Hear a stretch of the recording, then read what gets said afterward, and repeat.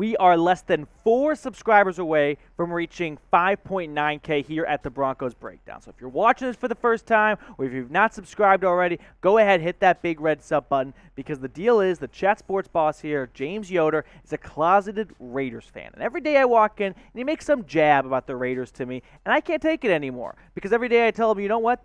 Sebastian Janikowski is a better first-round pick for the Raiders than anyone they have gotten in the last, 5 years. But hit that big red button, because else he may delete the channel, and I don't want to go without a job. And with that being said, let's dive into today's show.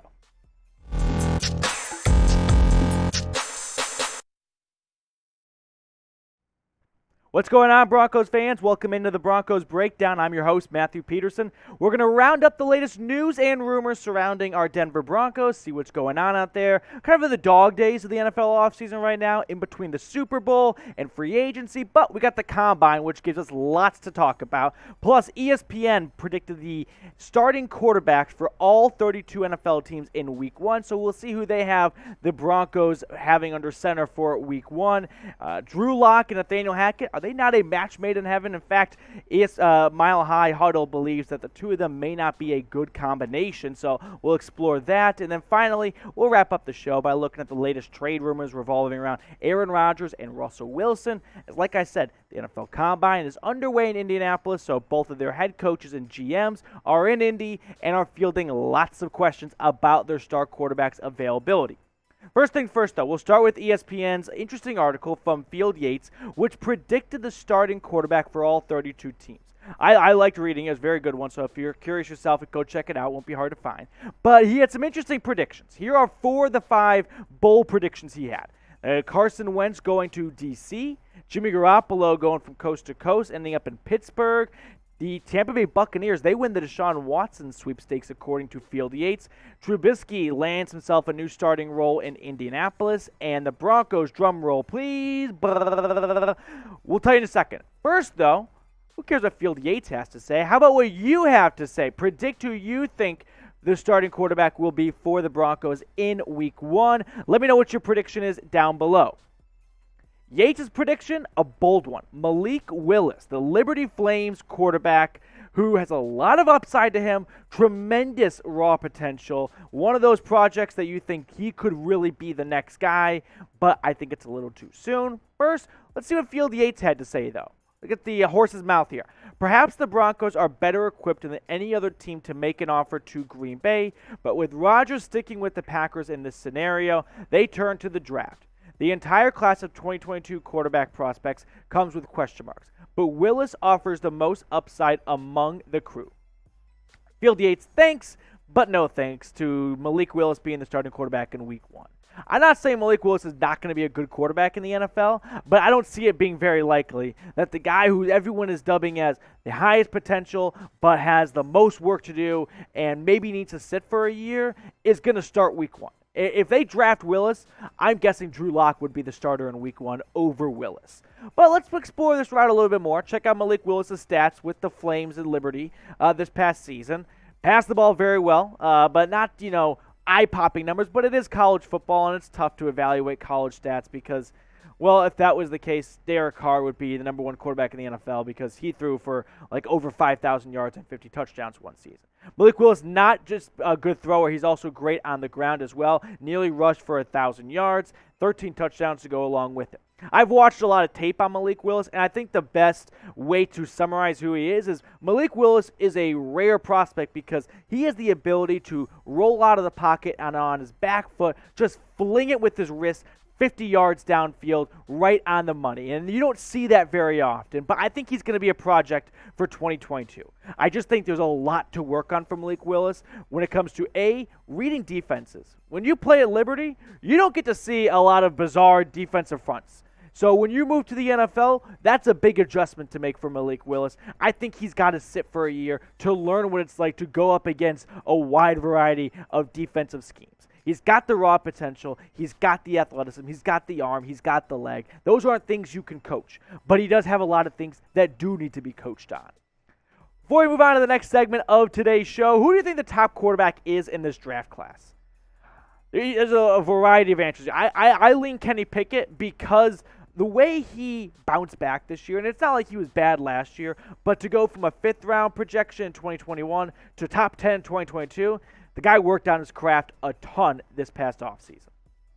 Now, let's move on to Nathaniel Hackett's perfect quarterback, because Hackett, like every other coach, is in, or not every other coach, but a lot of coaches are in Indianapolis for the NFL Combine, and he was asked about what makes the perfect quarterback in Hackett's eyes. Here's what he said. For a quarterback, one important thing is they have to be tough. They have to be tough mentally and physically. The stresses they go through just being able to stand in front of so many different people.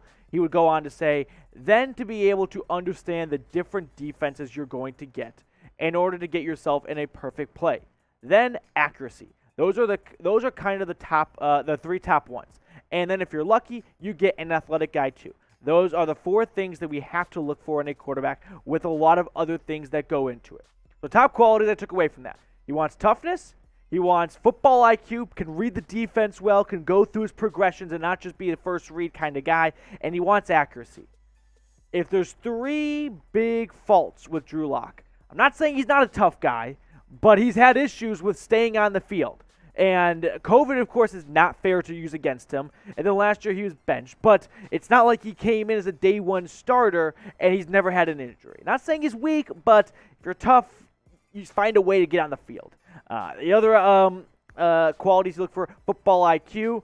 Drew Lock has had issues with reading defenses. I remember when he came in that Chargers game, one of his first passes was an interception because he couldn't do an RPO effectively. And then Mile High Huddle had a great article about this. So check them out afterwards, because they hit this kind of nail on the head in a lot of ways. And then the final thing was accuracy, which, come on, 60%, and that's like a good day for Drew Lock. He's just not been an accurate quarterback, and that's what he has to work on.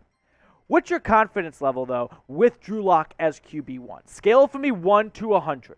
There's no better way to find a polarizing answer than asking Broncos country, what's your confidence with Drew Lock? Because I'm going to get some people that tell me, dude, you're crazy. How could you be above like a 10? And then I'm going to have people be like, 100, I would bet my pension on it. So let me know what you think down below. Also, while you're down there, check out a link for chatsports.com/BroncosGreen, because St. Paddy's Day is around the corner. And how about you rep a little green with our favorite team, the Broncos? They got some swag going on. It's on sale. This is just 2 of the shirts they have. They have some socks. They have some women's gear. So check it all out at chatsports.com/BroncosGreen. The link is in the comments and the description of today's video.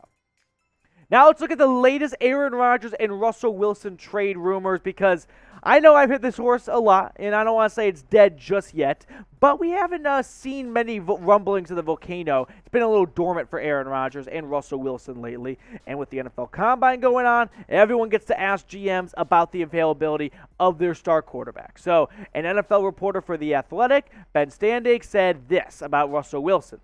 On trading Russell Wilson, Pete Carroll said the Seahawks have no intention of making a move there. Didn't say the other teams have inquired, but said nothing abnormal for any key player at this time of the NFL calendar. This is Russell Wilson we're talking about, who has a no-trade clause. Yet somehow we continue to be in Russell Wilson trade rumors discussion, which is the most bizarre thing to think about when you look at it through the lens of it's Russell Wilson, so of course teams want to trade for him, but if he's got a no-trade clause, then there's no conversation to be had if he doesn't want to leave Seattle. That's why I think the ball is in Russell Wilson's court. Of course the Seahawks don't want to trade away their star quarterback. That'd be John Schneider's career suicide and Pete Carroll. You're signing up to get yourself fired if you trade away your star quarterback.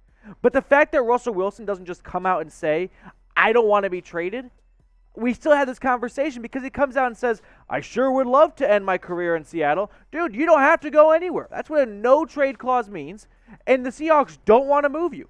Yet, he doesn't just completely close the door. Before we look at Aaron Rodgers, if you guys had to pick a quarterback between the 2 top guys, maybe Deshaun Watson's better than one of them on the trade market, who would you pick? Give me the initials for Rodgers or Wilson down below. Speaking of Rodgers, the Green Bay Packers beat reporter Matt Schneidman said this from Indianapolis. Brian Gunkers on how, that's the Packers GM, on how many GMs have approached him this week about Aaron Rodgers. Not a single person. I'm going to throw the bullshit flag on that play because there's no way no GM has not reached out to you about Aaron Rodgers. George Paton, if you have not called and just asked what's the going rate for Aaron Rodgers, if he comes out and says, I want to be traded, shame on you. I'm sure you know your job better than I know how to do your job, but I just do not believe the fact that no one has reached out to see what the asking price is for Aaron Rodgers. I smell cap on this. I say this is BS. There's no way no one has reached out. This is just Brian Gutekunst, I think, trying to settle the Green Bay Packers fan base down a little bit, and also just put up some fake smoke and mirrors and be like, this is a normal Packers day as usual. We're gonna have Aaron Rodgers back in Green Bay. Not saying that's not gonna happen, but the fact that the Packers front office is saying no one has called, no, I don't buy that for a second. All right, that's going to do it for us here. Make sure you guys like and subscribe, and we will catch you later here on the Broncos Breakdown.